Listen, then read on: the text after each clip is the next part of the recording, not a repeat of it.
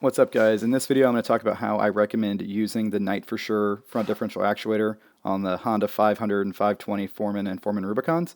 I get a lot of questions and comments on the internet, and also my friends have these and have issues with them pretty much nonstop. So hopefully this video will help people have a little better experience using this product. It is a little finicky. There's definitely some design improvements that I would make if I was going to promote these or sell these. I'll make a separate video on that. But they do work well if you keep them cleaned and oiled. They're kind of high maintenance. And this is how I recommend using them. So, you know, if you don't like my method, feel free to comment how you make yours work, but they're definitely tricky. All right, guys, I'm going to attempt to show you how to properly use this manual 4x4 system. So, in my opinion, you should not shift it while you're stationary. So you start the bike, be in first gear. Say we're coming up to a mud hole and I want to engage four-wheel drive. So I'll unclick it from two-wheel drive, start driving forward slowly and give it a little bit of pressure until I feel it line up, and then bam, now we're in four-wheel drive. The trick is you should never force this thing. You should just drive forward slowly in first gear, turn a little bit, hold some pressure, and wait for it to engage. All right, now say there's a really bad mud hole coming and I want to go to diff lock. Same kind of thing. So unclick it, push it towards diff lock, and then just steer a little bit. This can take a while, by the way. Okay, now it's engaged. So you see how far I had to drive? And it's definitely locked in. You can feel it. Now unlocking is a bit easier. There's a big spring down in the actuator that helps unlock. So when you unlock it, you see it'll actually kind of put itself back. It'll put itself back into four-wheel drive very easily. Same thing with two-wheel drive, right?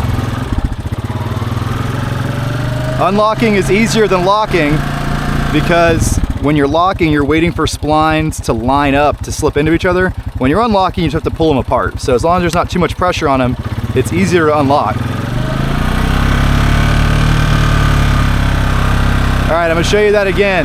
So I'm in first gear, four-wheel drive, steer a little bit. Boom.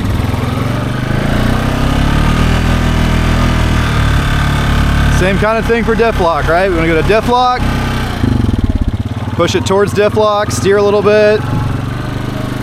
All right, we're in diff lock.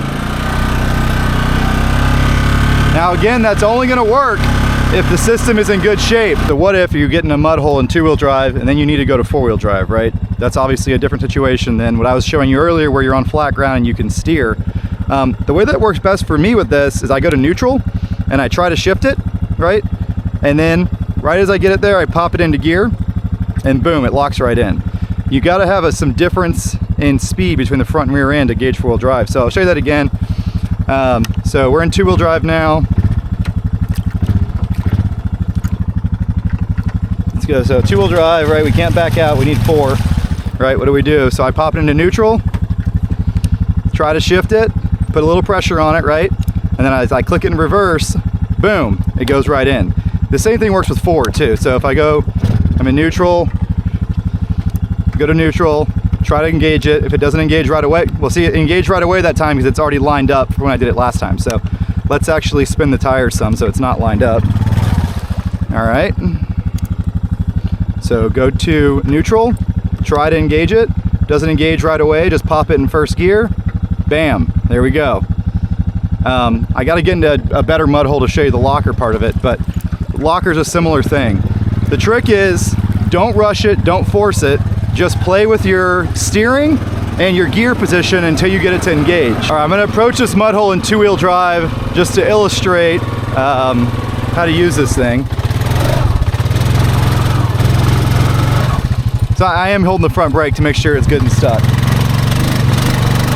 All right, so it's good and stuck now. We need four-wheel drive. So what do? Like I said earlier, you go to neutral, pull it over towards four, hold a little pressure on it and pop it into gear. All right, boom, that's it. We got four-wheel drive. But this tire is not turning.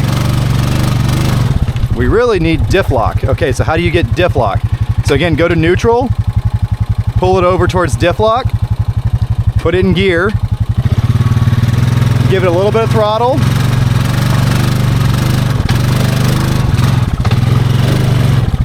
Okay, you see what I did there? I just kind of blipped the throttle until I got that tire to spin some.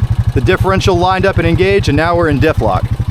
And now it'll drive itself right out.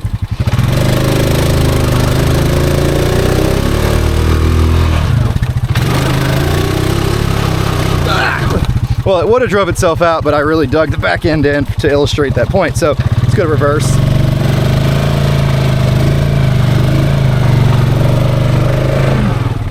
This is also a solid rear axle machine, so it has a little less ground clearance in the rear.